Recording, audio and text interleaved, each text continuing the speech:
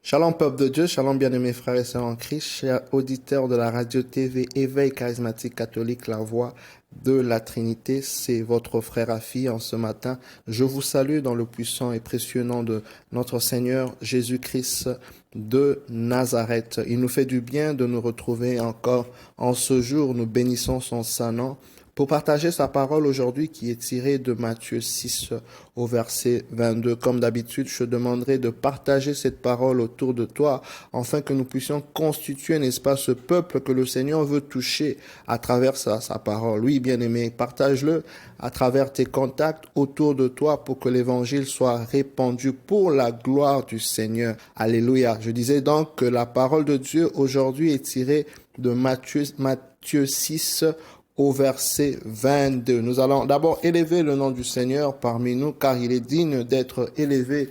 Il est digne, n'est-ce pas, de recevoir l'honneur et la gloire.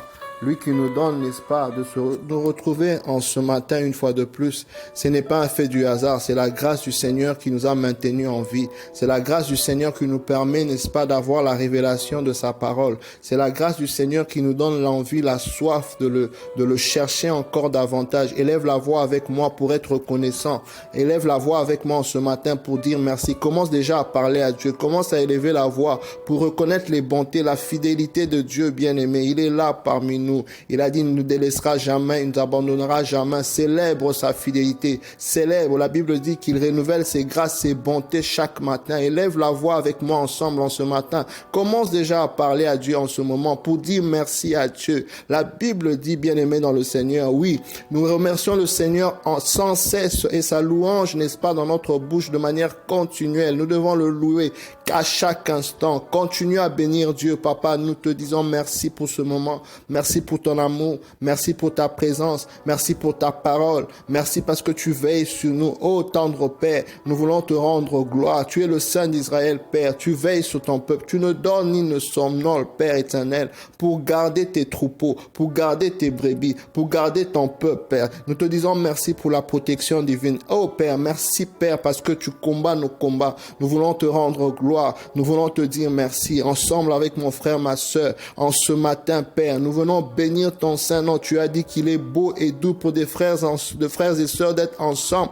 car c'est dans cette atmosphère que tu répands ta bénédiction. Merci pour ta bénédiction que tu répands déjà en ce matin, en ce moment même. Nous le croyons, nous disons amen, te disons merci, Père éternel, pour ce que tu vas accomplir, pour tes objectifs en ce jour. Saint-Esprit, aide-nous à parler de Dieu, aide-nous à écouter Dieu, aide-nous, Saint-Esprit, remplis l'atmosphère spirituelle et physique au nom puissant de Jésus-Christ de Nazareth. Amen.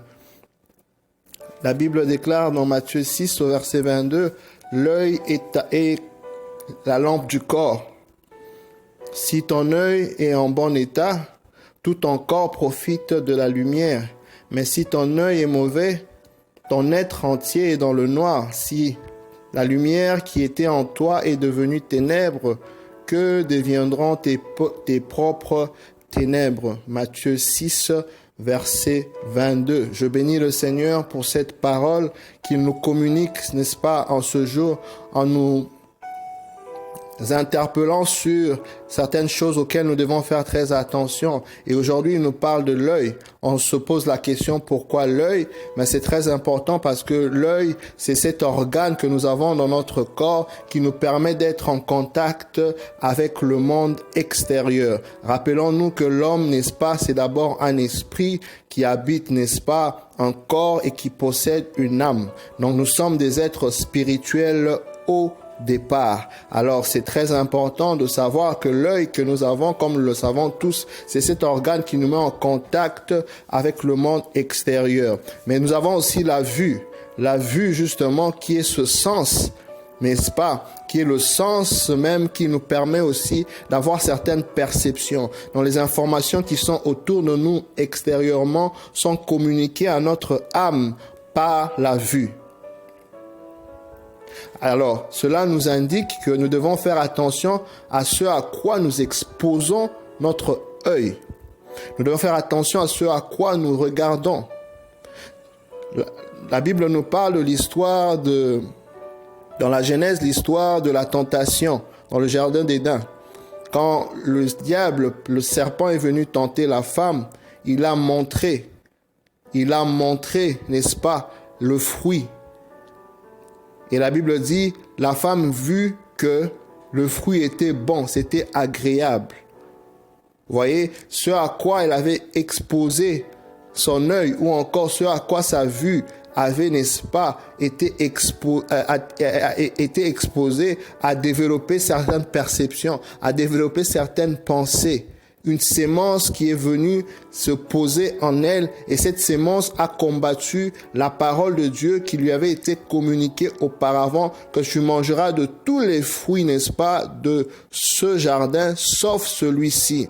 C'est ce que l'ennemi fait, bien-aimé, quand il vient te bombarder avec certaines informations qui ne sont pas nécessaires. Aujourd'hui, tu peux regarder combien de fois des personnes passent le temps dans les réseaux sociaux, combien de temps les personnes passent le temps à suivre des choses, certains programmes qui sont au fait parfois toxiques, qui ne bénéficient pas leur âme. Oui, parfois, bien-aimés, dans le monde, vous savez, nous sommes dans un contexte très particulier parce que ceux qui travaillent dans les ténèbres, ils savent comment est-ce qu'ils peuvent concevoir des programmes, surtout pour les enfants, chers parents. Vous devez veiller à ce que vos enfants suivent. Vous devez veiller à ce à quoi vos enfants sont exposés. Si tu ne le fais pas, le monde le fera pour toi. C'est très important de vouloir, bien aimer, chers parents, chers père, chère mère, de se rassurer que les enfants ne sont pas exposés aux choses de ce monde, aux choses charnelles, mais aux choses spirituelles, aux choses de Dieu.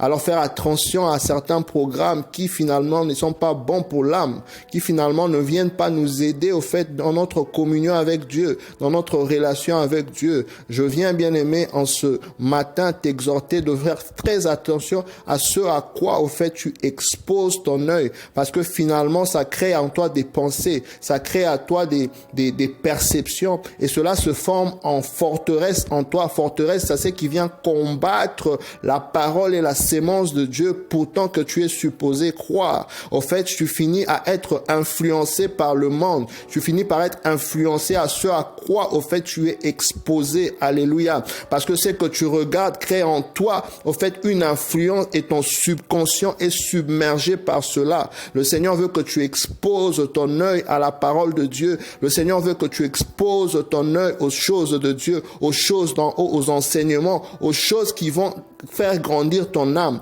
aux choses qui vont te sortir du péché, aux choses qui vont te sortir de ce monde. Alléluia. Nous avons un choix à faire.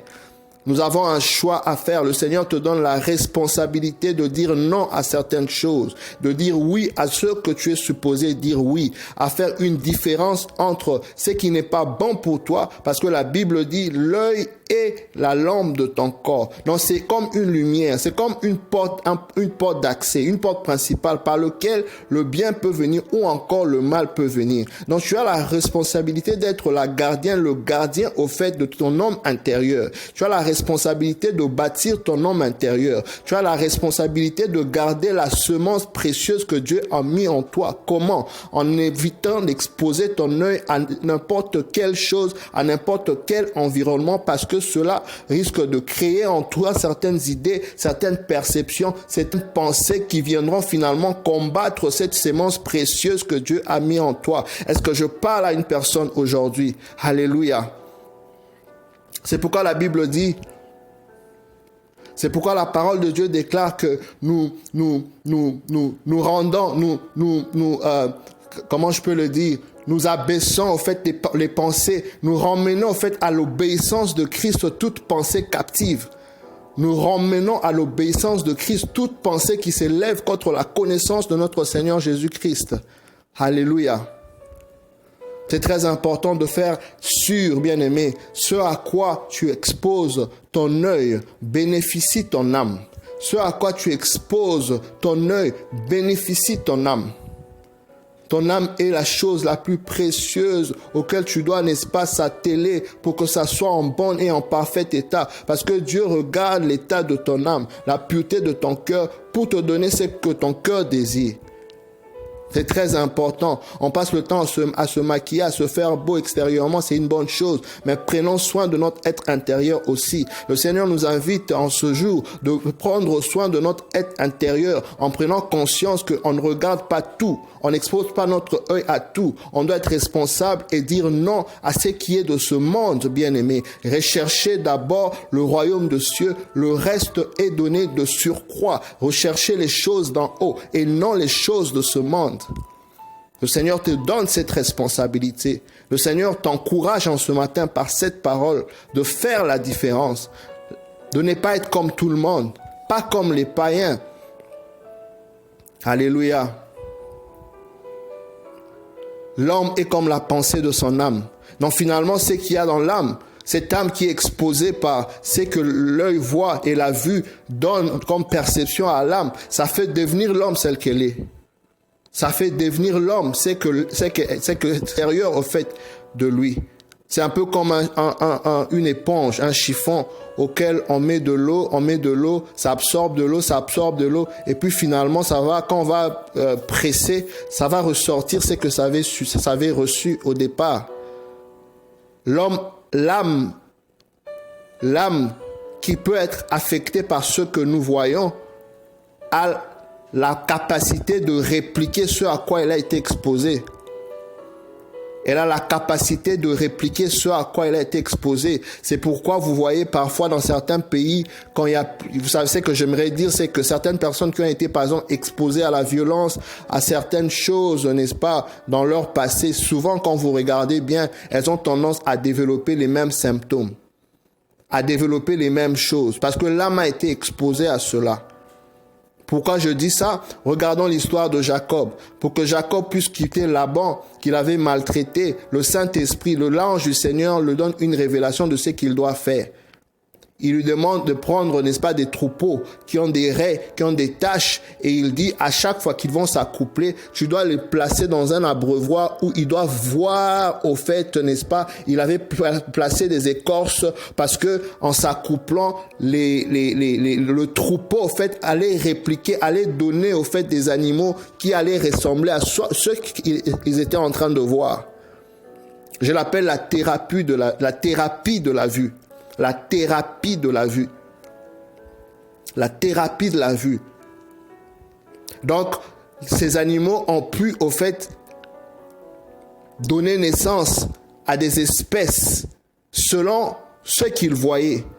Puisqu'ils voyaient des écorces qui avaient des raies, qui avaient des taches, ils ont pu, au fait, en s'accouplant, donner, au fait, une descendance de la même sorte, de la même espèce. Parce qu'il le regardait. C'est une révélation profonde. C'était un secret donné, n'est-ce pas, à Jacob pour quitter, n'est-ce pas, Laban dans la richesse, pour quitter de la pauvreté à la richesse. Donc si les animaux ont pu reproduire, n'est-ce pas, ce qu'ils ont pu voir, à combien plus forte raison l'homme, ce à quoi tu es exposé, au fait, comme je le disais, va développer en toi certaines habitudes, certains caractères. Certaines personnes aujourd'hui développent l'irritabilité, la colère, la rancune, certaines habitudes qui ne sont pas bonnes simplement parce que elles sont exposées à un certain environnement. Elles ont été exposées à un certain environnement.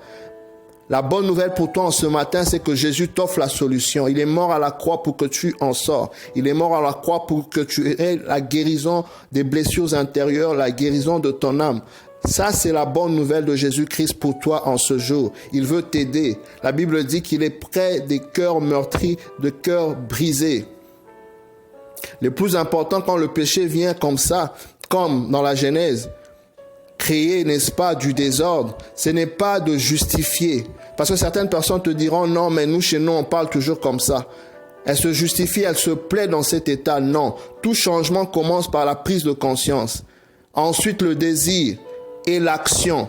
C'est pourquoi l'enfant prodigue a dit, pourquoi est-ce que je vis comme, n'est-ce pas, un esclave pendant que mon père a des biens? J'irai vers mon père. Là, c'est le désir. La conscience, c'est mon père, n'est-ce pas, est dans tel état. J'irai vers mon père, c'est le désir. Et il se met en action. Tout changement commence par une prise de conscience, un désir et une action. Pour que tu sortes dans l'état dans lequel, n'est-ce pas, tu te trouves, après que tu as été exposé à des choses pas bien. Alléluia. La Bible dit le royaume de Dieu appartient à ceux qui ont un cœur humble. Un cœur humble, c'est-à-dire il y a un besoin. Tu dois reconnaître qu'il y a un creux que le Seigneur doit remplir. Alléluia. Pour te transformer. Donc arrête de te justifier. Arrête de te plaindre. Arrête, reconnais devant Dieu que tu as besoin d'aide.